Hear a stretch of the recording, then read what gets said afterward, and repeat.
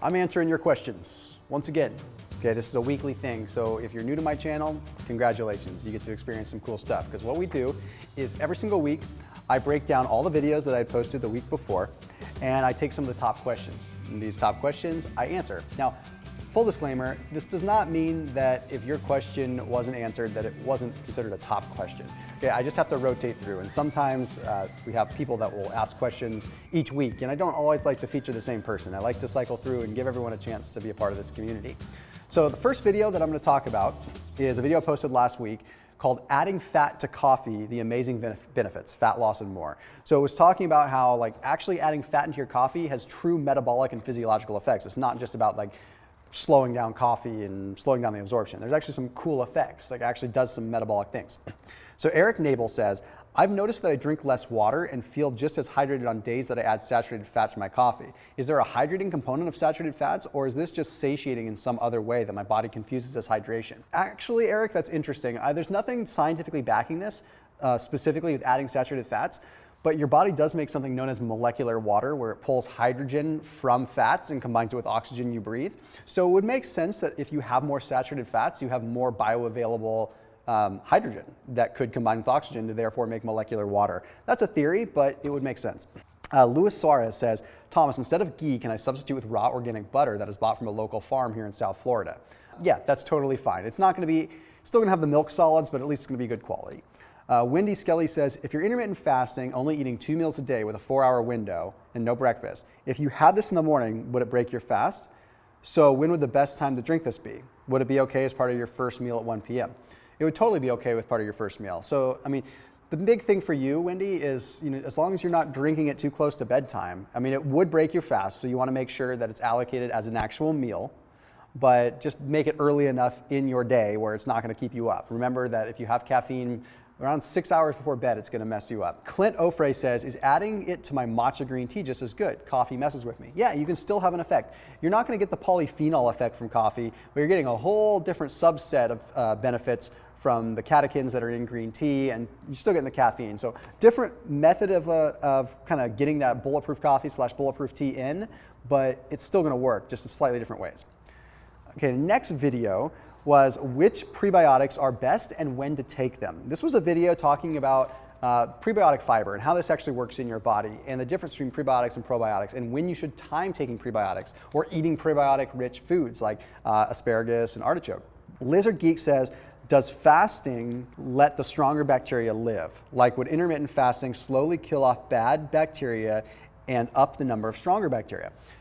Yeah, in some degrees, yes. So like the same time when you get good sleep, you end up having the firmicutes kind of level off. So yeah, you do have that effect. So fasting is really good for your gut bacteria, but it also can kill off all kinds of gut bacteria, good and bad. So extended fasting, sometimes when you come back from a longer fast, you feel bloated and a little bit digestively messed up. That's why. It's good, bad, and ugly, I suppose. Luis Colon says, interesting, but it does raise a few questions. If this fat bacteria that grows over a long flight is repeatable, is this due to stress? Is the fat bacteria thriving due to other hormonal changes caused by traveling, or is the fat bacteria growing due to dietary changes?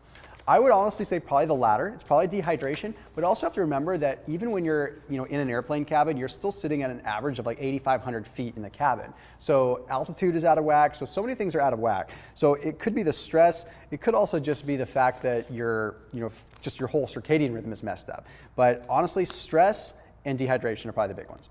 Abiola Anisim says, so when is the best time to take prebiotics?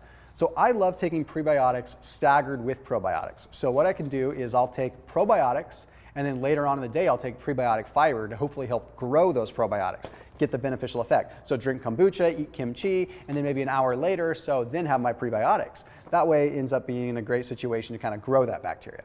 Matt Troy says, do high stress levels contribute to the change of gut bacteria? As far as artichoke, is it okay to consume while on keto? First off, artichoke is totally good to go on keto. Love artichoke.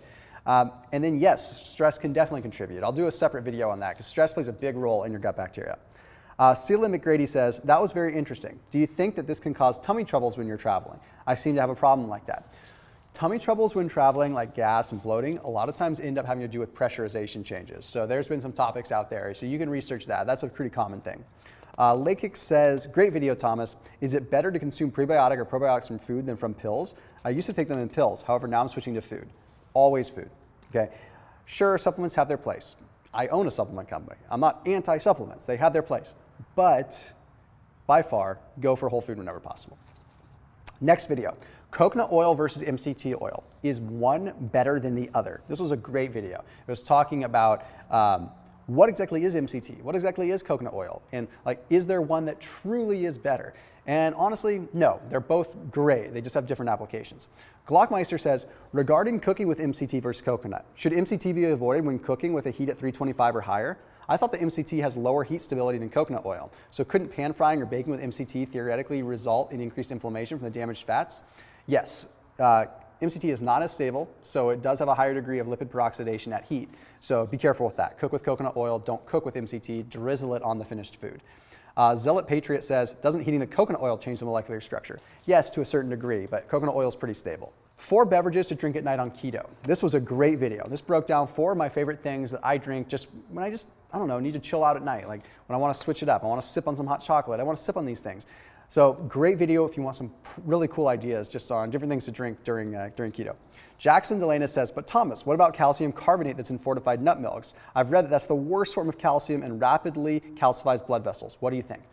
I'm a fan of keeping calcium as low as possible when it comes down to just extra. We don't need extra, right? So yeah, you're correct, but just go for a brand that doesn't have that in it. There's a lot out there. They're just ones that separate. You usually have to shake them up quite a bit. PRRP says, is taking a high quality organic prebiotic powder supplement okay for keto? What's the best time to take this?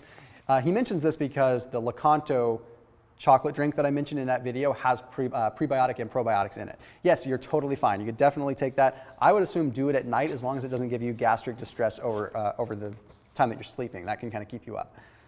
Raboul Gonzalez says, thanks for the video, Thomas. I have a question though. Wouldn't the theobromine and caffeine in the cacao interfere with sleep? First of all, it's such a small amount, probably not. But second of all, there's strong anandamide levels in cacao that helps support endocannabinoid function. This natural endocannabinoid function within your body is going to help you out a lot. It helps mellow you out, helps modulate inflammation, helps you sleep. So usually that supersedes the theobromine that might perk you up a little bit.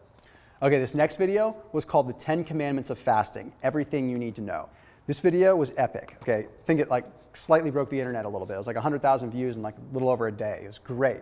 Did it as a premiere, so it was like I was able to be there live. It was really cool. Lizard Geek says, what about carbonated water? Any benefits or disadvantages to drinking it on a fast?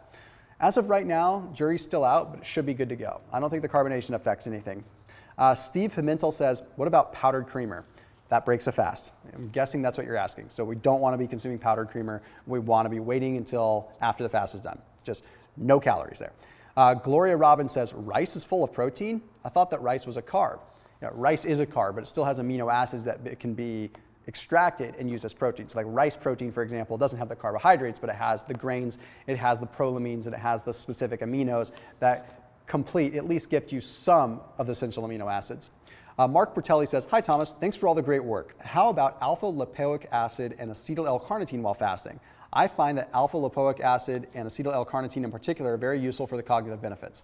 Yeah, acetyl L-carnitine does feel good in the brain. That acetyl group allows the L-carnitine to cross into the brain, cross the blood-brain barrier. L-carnitine itself is not that great, but acetyl L-carnitine is tremendous. Alpha lipoic acid, very powerful antioxidant. Use it in moderation. You will notice that it helps your skin. So while fasting, yeah, you're totally good to go. And the acetyl L-carnitine, you're totally good to go too. Just make sure it's in a capsule and not a soft gel. And that wraps it up.